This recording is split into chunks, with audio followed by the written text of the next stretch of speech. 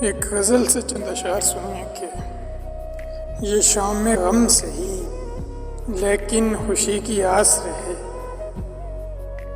اسے کہو کہ وہ اتنا بھی مت اداس رہے۔ تمہارے ہجر کا ماتم میں کس طرح کرتا، تمہارے ہجر کا ماتم میں کس طرح کرتا، تم میرے پاس سے جا کر بھی میرے پاس رہے۔ اور مجھے تو یوں ہی محبت تھی میر و غالب سے، میں چاہتا تھا کہ وہ بھی سخن شناس رہے۔ بدن میں تھا کوئی آباد جو چلا بھی گیا، بدن کے اب جو بچا ہے فقط لباس رہے۔ اور مقطع دیکھیے کہ یہ تشنگی یہ محبت بھی کیا عجب شے ہے کہ پی چکے ہوں تو لگتا ہے جیسے پیاس رہے۔